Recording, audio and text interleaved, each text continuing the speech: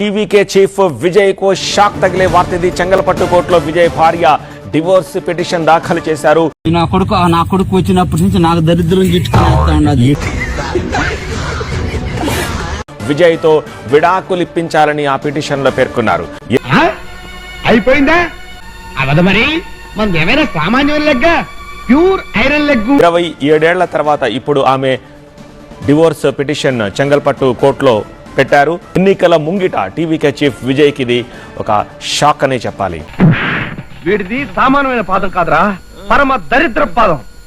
ఈ ఇనప ఏనుగాడు కనుక మండపంలో అడుగు పెడితే పెళ్లిళ్ళు పెటాకులైపోతాయి. లాకెళ్ళి కట్టిపారండి.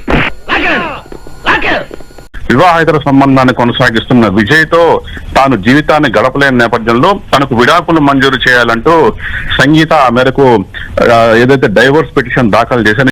అంతేగా నా మొగుడు నీకెలా నచ్చాడే, వాడిని చూస్తే నాకే మూడ్ రాదు. అక్కడికి నిన్ను చూస్తే బాగేదో అన్నావా గోవిందా? గోవిందా ఇప్పుడు ఇలా ఎందుకు రాలనిపించిందిరా నీకు? నేను అప్పుడే భయపడ్డాను.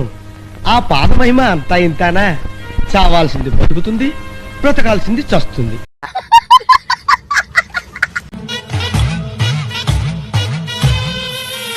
ఐరన్ లెగ్ మంది పాదం కదా. నేను నా లైఫ్ లో ఇలాంటి మనిషిని చూడలేదు. చూడనేమో అంటే ఈ మనిషి కాదు, కొంచెం వేరే టైప్ క్యారెక్టర్.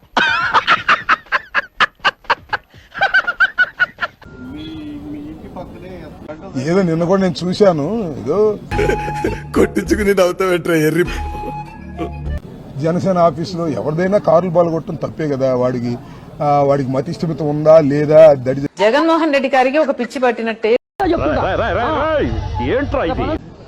పవన్ కళ్యాణ్ గారు లాంటి పెద్ద నాయకుడు, జనసేన నాయకుడు, ఉప ముఖ్యమంత్రి గారి కారు పగలగొట్టడం అనేది 100కి 100 రూపాయలు తప్పు. నా కార్లు పగలగొట్టడం మాత్రం రైట్. మీ ఎక్స్ప్రెషన్ అలా లేదు. కడుపులో ఏదో కక్ష పెట్టుకొని తప్పనిసరిగా తింగర్నవుడు అవుతున్నట్టు ఉంది. నా ఇల్లు పగలగొట్టడం మాత్రం రైట్.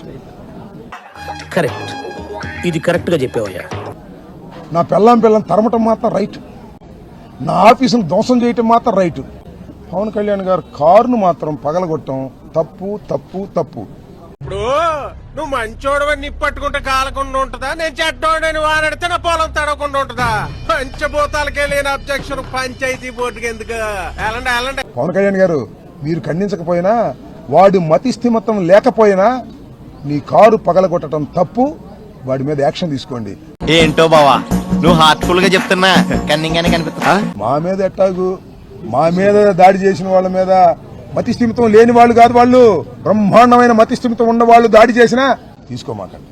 వాడు లోపల ఎంత నరకం అనిపిస్తున్నాడు ఎవరికి తెలియదు. చెప్పకపోయినా నాకు అర్థమవుతుంది. మీరు యాక్షన్ తీసుకోమాకండి. చట్టం తన పని తాను చేసుకెళ్లేటటువంటి రోజులు తీసుకొస్తాను. చట్ట ప్రకారంగా గుర్తుపెట్టుకోండి.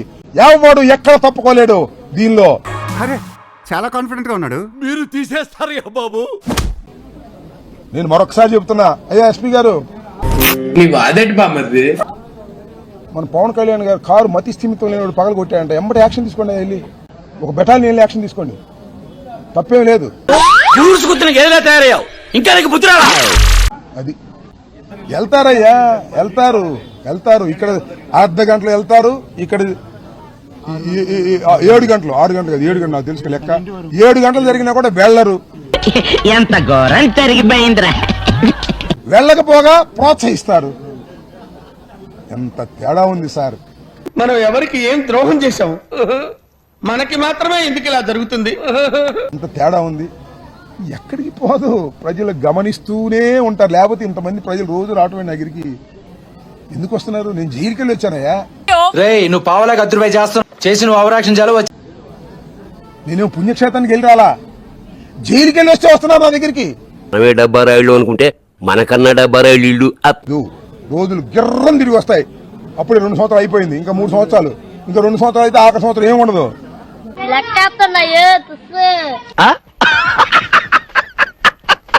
రెడ్ బుక్ లో జగన్ ఉన్నాడో లేదో తర్వాత తెలిసింది అంట. ఇప్పుడు తెలీదా నీకు?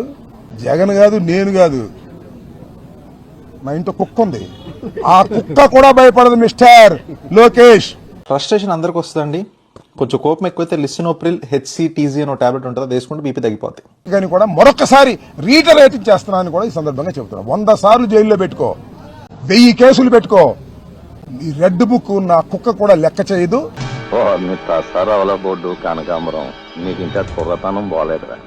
నువ్వు కాన్వెంట్ ఎక్కువ, కాలేజీకి తక్కువ. చూద్దాంలే. చూడటం కాదండి, మీరు చెయ్యాలంతే. సరే మీరు ట్రై చేస్తారన్నారంటే అది ఓకే అయిపోయిన